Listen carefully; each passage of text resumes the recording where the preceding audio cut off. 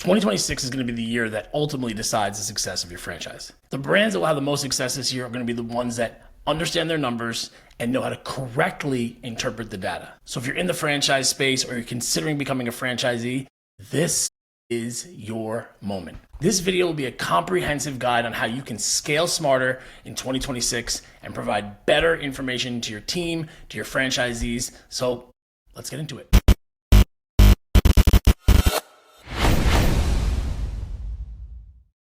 You know, one of the biggest challenges in the kitchen, managing that fryer oil. It's messy, it's hot, somebody's gonna spill it, and quite frankly, nobody ever actually wants to take on that responsibility, or even worse, they lie and they say they did it. Nobody wants that job. That's where Restaurant Technologies comes in. Their total oil management system takes care of everything.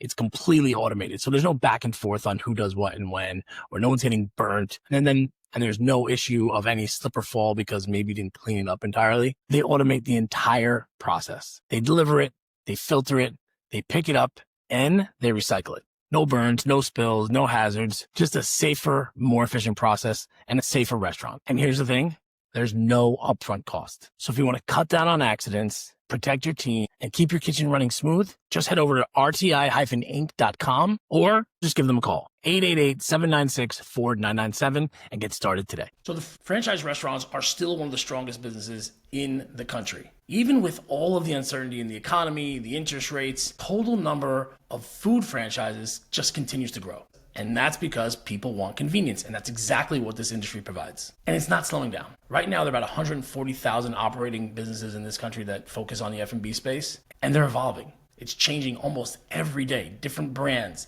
different layouts, different strategies for growth. But there have been some market shifts. Things that we took as maybe a short-term issue are now clearly becoming a baseline for the industry and for our growth. So there are four big changes that are happening in the industry right now. Number one is construction.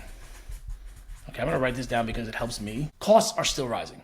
There's still that impact from post-COVID, labor, and all those costs are passed on to you. So I would expect those costs to still be higher. Number two, money. Borrowing is still pretty difficult. If you heard the episode I did a couple weeks ago, we had my buddy Bob Withers on, and he was telling us about the changes in the SBA lending process. So that is still going to be difficult. And if you're not aware of that, and we're going to talk about some different options you have there other than the SBA. Number three, labor. Still very expensive. So how are you going to figure that out? It's not going away. Wages are not going to come down. People are not going to ask for less money. You can't really have too many people work less hours. Right? You can get creative with the schedule, but we'll talk about that. And number four, obviously my favorite topic, is real estate. Okay? Real estate is going to be driven by data and math more so than ever. So here it is. Now, not pretty, but I will have all of these notes, not in handwritten fashion, but in a PDF that you can download afterwards. You want to check it out, share it with your team. I'm really just doing this for me, and I'll show it to you guys. If you guys are watching on YouTube, you'll see this, maybe that'll help you, but I learned by watching Alex Hormozy, and he does this. And for me, like I said, this is just a way that I can better understand what we're talking about. So those are four big things, right? These are four big things: construction, borrowing money, labor, and real estate data and information around those sites. If you're doing one location, that's a big enough headache. But if you have a large portfolio of brands, whether you're a large franchisee or you're a franchisor overseeing all your franchisees' site selection process or their business in general, you have a lot to be concerned with. So now all of those things, construction, borrowing money, real estate, labor, once upon a time considered things that will hurt your profit. Now, if you're not careful, they can kill entire projects. So let's talk about build-out costs. The average restaurant now costs about 15 to 20% more to build out. That's a huge increase, massive increase. All of that due to construction, labor, and a variety of other factors, but mainly that. So let's say you had an old budget of $500,000. If I were you, I would bump that up to $650,000.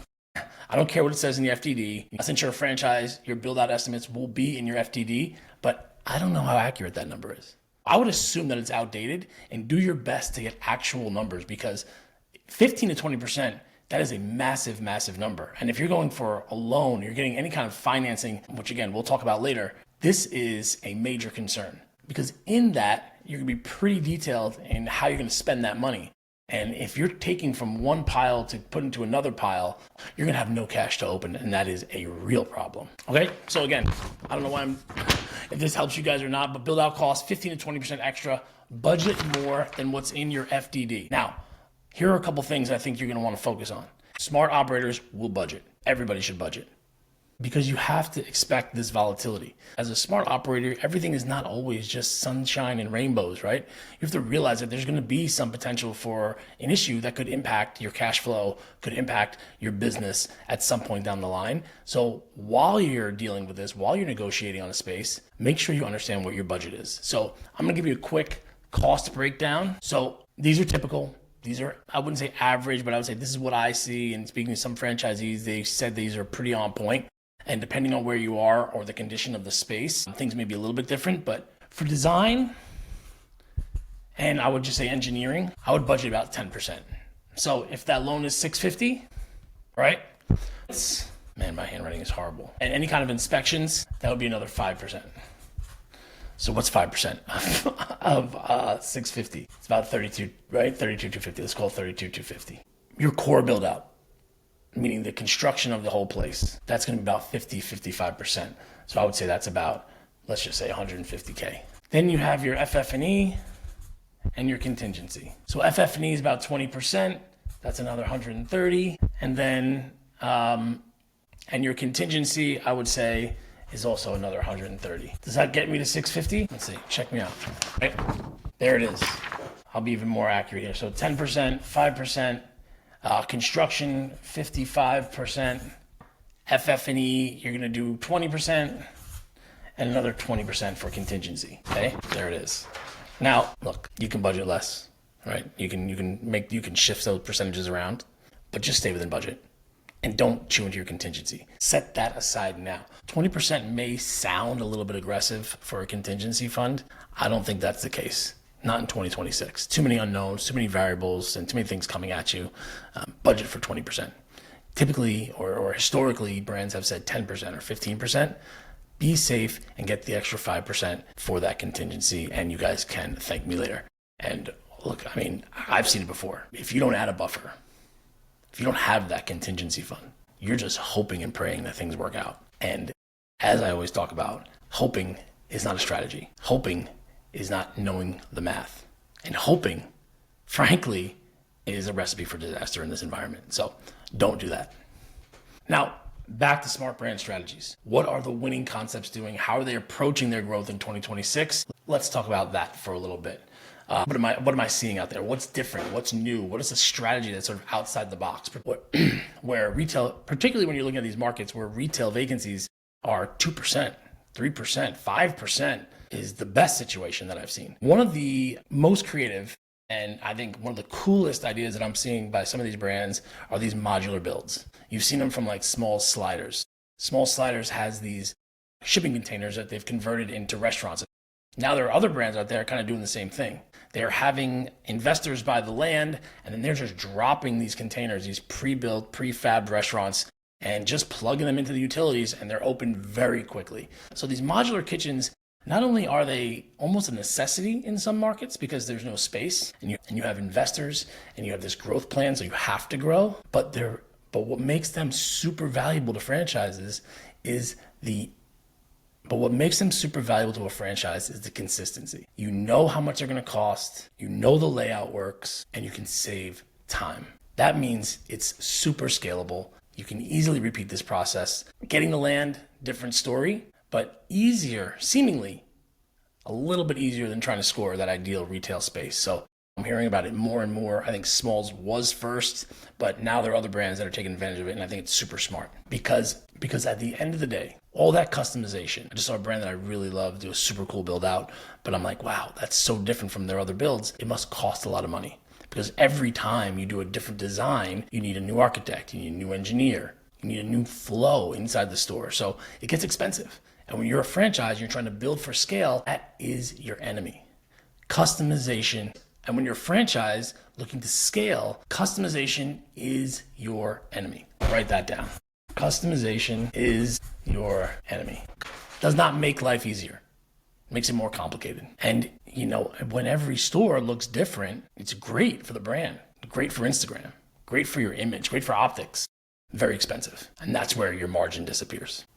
Can't afford to have that in this environment. Speaking about money, let's get into money in plain English. And I want this to be crystal clear.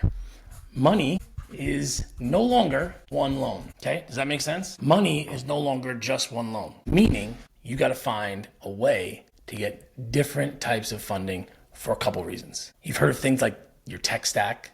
Well, this is your capital stack. Something that a lot of you guys are probably not familiar with. You hear it a lot more in the investing side, but this capital stack is going to be how you're going to remain flexible and adaptable. And I'm going to show you why. So I'll give you a simple breakdown. A lot of different options. You can find money in a couple different ways here, but let's just say you have a bank loan. So here's a simple breakdown.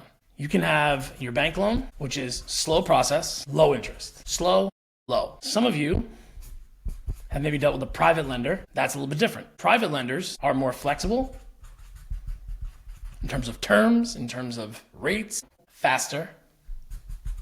Right, that higher interest.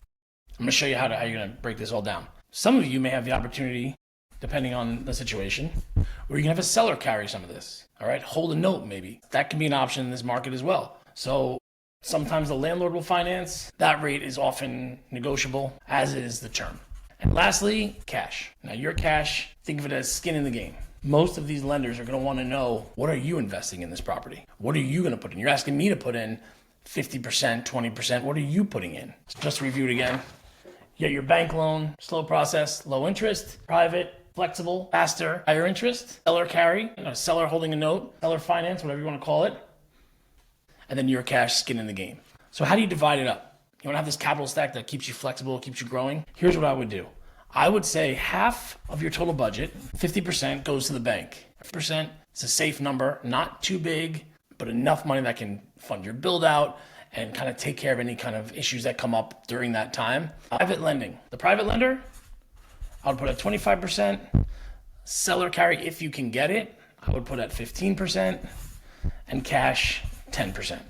Okay? So 50% bank, 25% private, 15% seller, and 10% cash. Now you might have a seller that's interested in helping you out in this way. So shift that 15% wherever you want. Think of it like layers in a sandwich. Each one of those layers provides a different layer of flexibility, because it's not just about finding money, it's about designing a capital stack that works for you. I mean, this way, when the market shifts one way or the other, it doesn't break you. It allows you to kind of bend and be more nimble with the market and continue to run your business. Now, if banks freeze up on their lending, you have that private capital that can fill the gap. If rates fall, you can refinance. Recapture some of that capital and put it back into your business. Cheap capital is fragile. Cheap capital is fragile. The ability to dig into different pockets or different buckets is really going to be a major, major key. And there's really not another way to state that. You're going to want to make sure that that's an option for you. So do your best. So see if you can take advantage of some of those different opportunities that are out there. Now, let's get into real estate. Let's talk about what's going to make a really smart real estate strategy, and it should be coming, and it should be no surprise to anyone that it's going to be about this. I mean, kind of writing that almost makes me, I don't know. People want to hear data all the time, but do they know what the data is? Do they know what this data is all about? Do they know what data they're looking at, why it's important, or what's not important, which is probably more important? There are so many different platforms now. Placer, you hear talk about, Buxton. I like Gap Maps. I like Crexy, CoStar. There's a lot of different ways to get this data. And I'm going to tell you something that nobody mentions, but you can make that data look however you want it to look. So make sure you, as the franchisee, as the owner, as the operator, as a franchisor, know what you're looking at and what you want to see versus what's being presented. So when you see these numbers, you stop guessing. You stop saying, oh, 47,000 cars a day, or high household incomes, or high per capita incomes, or this growth rate versus that growth rate. Where are these numbers coming from? Who's giving you these numbers? How do you know they're accurate? So you need to understand what means the most to your brand. There are plenty of things I could talk about here, particularly when it comes to affluence, right? Everybody wants to be in this grocery anchored center, big Whole Foods center, pad site in the front. Sounds fantastic. Whole Foods drives a lot of traffic, and they have a lot of great co-tenants that will follow them because of who they are. But does your customer go there? Because if they don't, you're going to be paying a tremendously high rent. And for what? That's going to eat into your margin. And that's not being smart. That's not how you scale smarter. You're just chasing the shiny object in the market, and that is never good. Stick with real estate. Let's talk about markets. Traditionally in real estate, big cities are the hottest markets. New York, Los Angeles, Miami, Chicago, Dallas, Boston, Philadelphia, Cleveland, Denver. Cleveland, no, maybe not Cleveland, but maybe historically it wasn't, but it is now. These secondary markets, though, they're going to be the topic of conversation for 2026. And you need to make sure you're considering them and you understand why you're choosing them. We'll get into that right now. Now, this year, these secondary markets are where it's at. Some of it due maybe from the work from home scenario. People aren't going to the office as much. So these suburban markets are seeing a little bit more growth when it comes to dining out, particularly in the lunch day part. But foot traffic, and here's some data. For you guys want data? Here's the data. Foot traffic in these suburban markets is up 30% year over year. On top of that, I spoke about it before. Build out costs in the suburbs, significantly less. Some cases, 40% less to build out in these smaller markets. Huge deal. So you're going to hear names like Boise, Knoxville, Huntsville, Beaumont. These are the markets that everyone's talking about now. They are absolutely winning the game because growth in 2026 is not where the crowd is. It's where the math works. It reminds me of a concept that I was working with, and they had a location downtown, a client that I had. They were working on growing the brand. They had a location downtown, and we were looking at locations in this downtown market. Suddenly, they were like, you know what? Actually, we have a gut feeling. We did some homework. A lot of this geofencing data, some of your third-party delivery providers can provide some of this information from you. Some of the third-party delivery apps can provide some of this data for you, but they realized that a large percentage of their customers were coming from a suburban market. So this was about, 10 miles outside of where they are, where their downtown location was. And they did a little bit of homework and they started looking around, and we realized that not only were the rents cheaper, but the build out was going to be about 12 to 15% less in this market because we weren't in the downtown. The edge of the city, these suburban markets, these transit-oriented developments, they're the new core of your growth. And look, we didn't give up on the downtown. Downtown meant maybe a smaller model. Maybe it meant a food court. Maybe it meant a ghost kitchen. There's still ways to get your food to your customer in those markets without paying those rents or paying for those build-out costs. Flexibility in 2026 is going to be your new collateral. Your ability to be more adaptable, not only in real estate, but in your capital and your labor practices, all of that is what's going to make you highly desirable for investors and for franchisees. And really to attack all of this, I'm going to need to write down again, to really put this into a framework or like a mental model. You hear these phrases all the time. We use a 5M model when we talk to our clients. You may have seen me talk about this before. It's very simple, very simple. I think if you keep these in mind, you're going to have a better idea. You're going to have a better decision-making process and super simple to remember. So you have market, okay, where you put the store, money, your capital stack, model, margin, and momentum, okay, 5 M's, momentum. I don't know if I spelled that right. Market, money, model, margin, and momentum. That's the 5M framework. What does it mean? What does that really, really mean? And how do you put it into practice? Okay, M1 is market. Where are you going to put this thing? Where are you going to sell these territories? In the 5M framework, we're going to go where the costs are lower because we're focused on profitability. We're focused on payback periods. We're focused on sales to investment ratio. The market is going to dictate a lot of that. The second M is money. Okay, be flexible. Build that capital stack so you have options when it comes to where your money's coming from. The third, model. You want to standardize it. I spoke about the container situation. That's as close to an ideal example as you can get. But even if you're looking at inline spaces, end caps, and pad sites, standardize that build out as much as you can. It's going to save you a ton of money. It's going to save you a ton of headache because you know what you're going to be doing every market you're in. The fourth M, margin. Protect your margins. I did an episode not too long ago on the restaurant profitability calculator. Take a look at that episode. Download the calculator. It's completely free. It's going to show you if a site is going to be profitable or not. It's going to help you protect those margins. I would make sure after you've done that, add 20% to your contingency fund. Again, if you don't have the contingency fund, you're just building on hope. And the last one, momentum. Momentum is so key. In this business and in the restaurant industry in general, you hear this thing called the feedback loop. You need to have a feedback loop. So every 90 days, you're checking in on what you've accomplished. If you're not doing that, you're really going to kind of get stuck sort of in your own silo, and that's never a good thing. So I would suggest implementing this 5M framework, and the momentum part is going to be the last M that you are always checking in on. You're kind of taking the temperature of all the work that you've put in, because it's very, very easy to think that the busy work, viewing sites, touring sites, going out and visiting new markets, that you're busy and you're gaining momentum and you're moving forward. But are you really?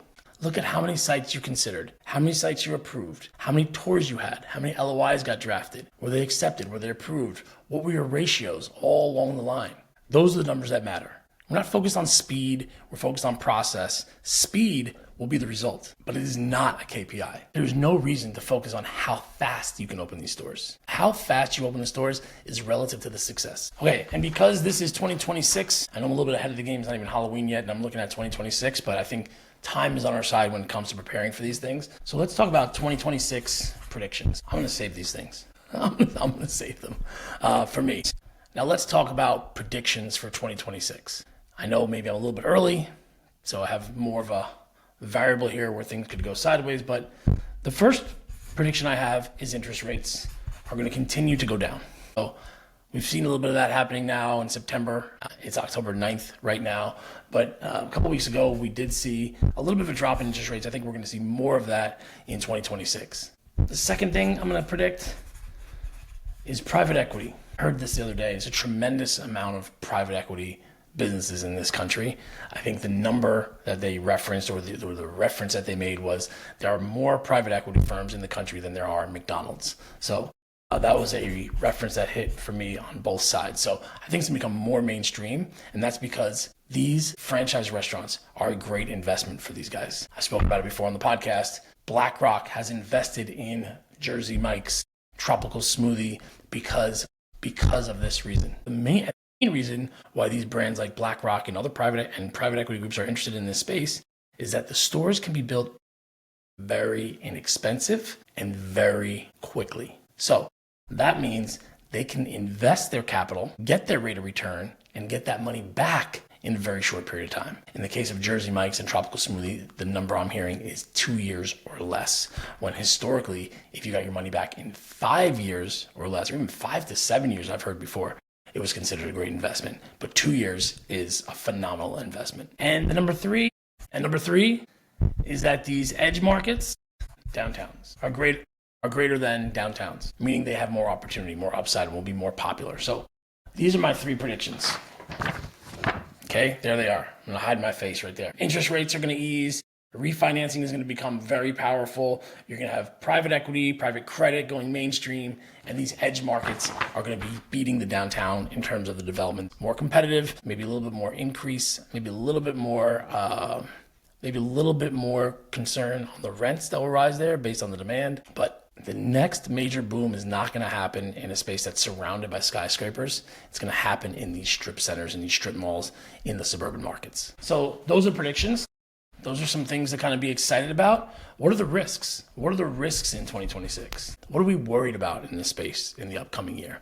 Well, I could tell you right now, it's overlapping. I think some of the franchise brands that are going to succeed are going to be the ones that are clear on the defined territories that they're giving to these franchisees. The overlap not only kills the franchisees, but it hurts the franchisor.